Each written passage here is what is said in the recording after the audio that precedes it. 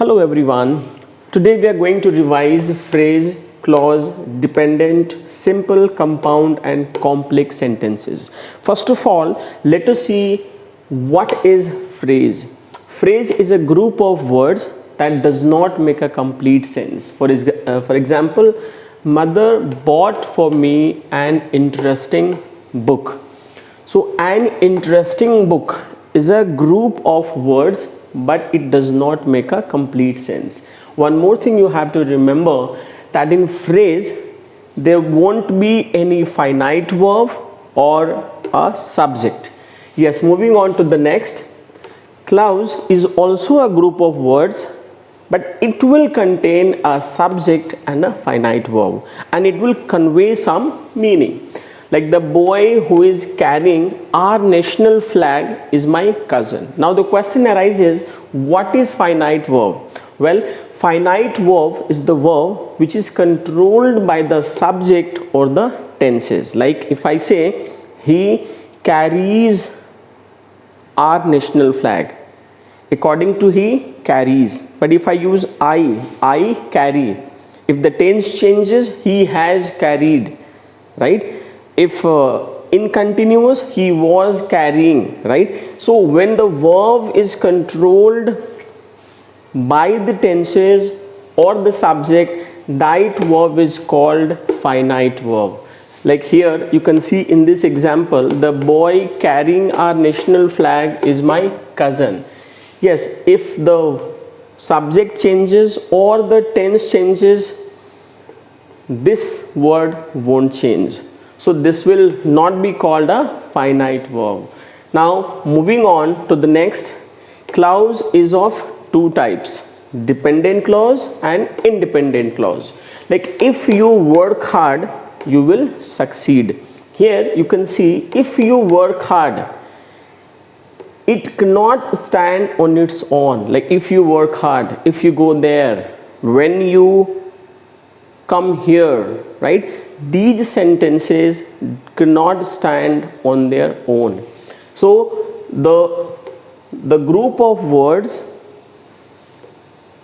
which cannot stand on its own will be called dependent clause, and a group of words that can stand on its own will be called independent clause. Like I take exercise, but my son plays cricket in the morning. And one more thing you remember, as I told you before, clause contains a subject and a finite verb. Subject and a finite verb. Subject and a finite verb.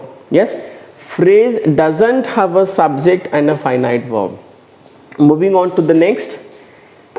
Simple sentence. Simple sentence, it goes without saying that it's on simple structure. Like I teach English, the sun rises in the east, you play cricket, they are coming here, right? Sometimes sentences may be long, like Gautam Buddha attained enlightenment through dedicated determination and unflinching perseverance. Here you can see there is one finite verb and the rest there is no verb. So this will be called a simple sentence. And in compound sentences, you find when two independent clause join together. Like I take exercise, but my son plays cricket in the morning. Here you can see this is also an independent clause and this is also an independent clause. Like when you break the sentence, both the clauses can stand on their own and will convey the complete meaning. Like I take exercise, my son plays cricket in the morning. So this is also compound sentence. I ate some fruit and had a boiled egg. If you break it, I ate some fruit, I had a boiled egg. So this is a compound sentence.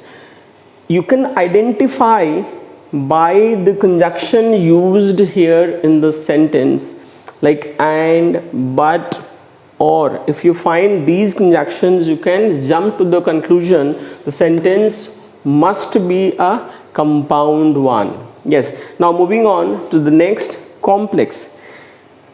In complex sentence, you find one dependent clause and one independent clause. Like, if you work hard, you will succeed. If you work hard, this is dependent clause, and you will succeed is independent clause. So when a dependent and an independent clause join together, they form a complex sentence.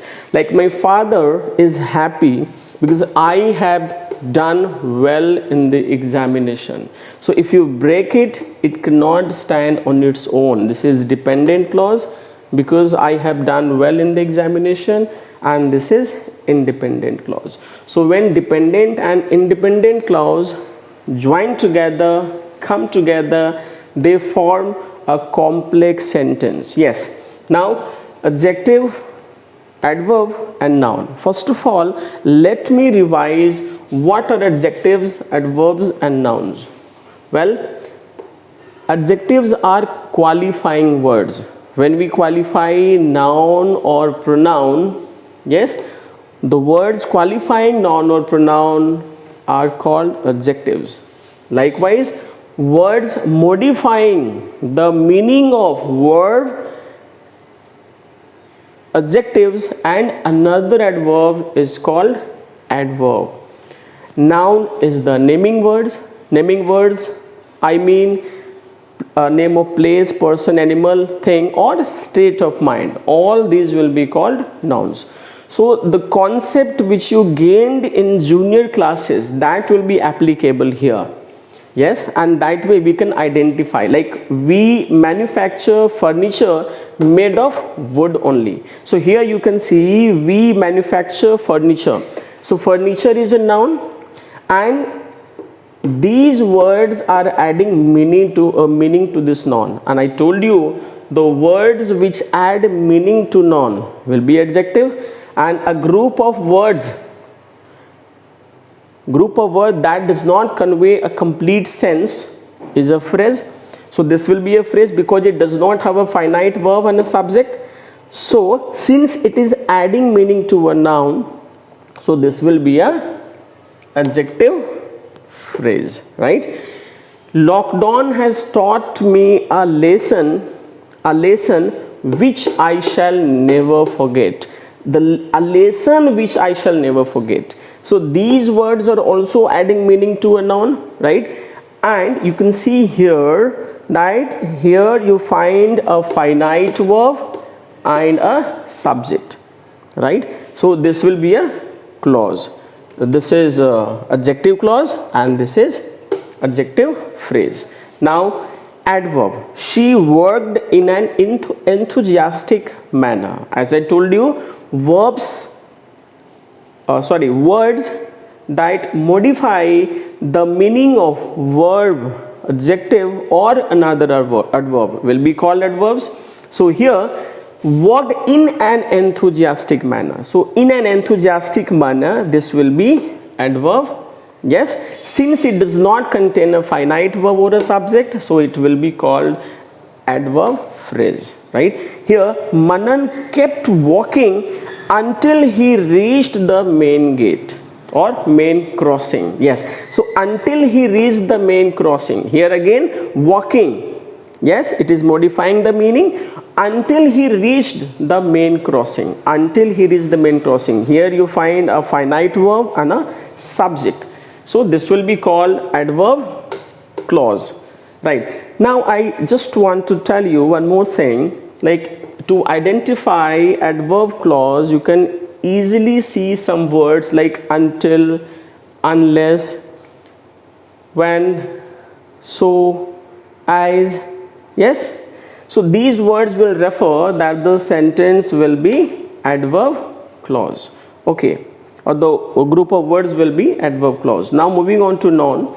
He seems to be a man of integrity. Yes, here again you can see to be a man of integrity. There is no finite verb and neither a subject.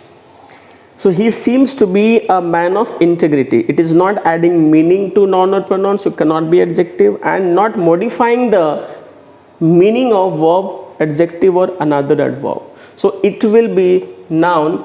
He seems to be a man of integrity. It is it is naming the state of something. Yes, state of man. So he seems to be a man of integrity, having no finite verb and no subject. It will be a phrase. It will be noun phrase, and it is there is an easy method or way to identify when you find infinitive or participle in a sentence. You jump to the conclusion that it must be a noun phrase. Like he wants to be a doctor. Yes, and he went for buying a pen. Yes, so these will be noun phrase. Now moving on to the next, it seems that he is a man of integrity. Here you can find he is a subject, is a finite verb. So it will be called a clause, and it is joined by that. So when you find that, if, whether in the middle of the sentence or connecting two clauses, you just jump to the conclusion that it must be a noun clause. So children, this way you understood all the parts: phrase, clause, dependent, independent, having no finite verb and subject. It will contain a subject and a finite verb. It's of two types: dependent and independent. Dependent and independent, it can stand on its own. Simple sentences will have subject, finite verb and object, and compound sentences will have two independent clauses. Complex sentences will have one dependent, one independent.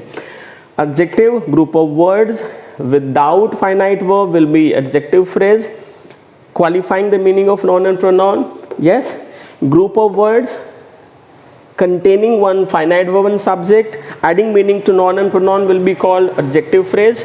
Likewise, group of words modifying the meaning of verb, adjective and another adverb, yes, without a finite verb and subject, will be called adverb phrase.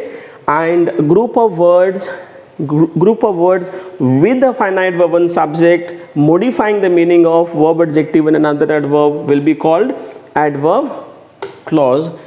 Here he seems to be. Here when you find infinitive and participle in the middle, yes, or in the beginning, yes, so that will be a noun phrase.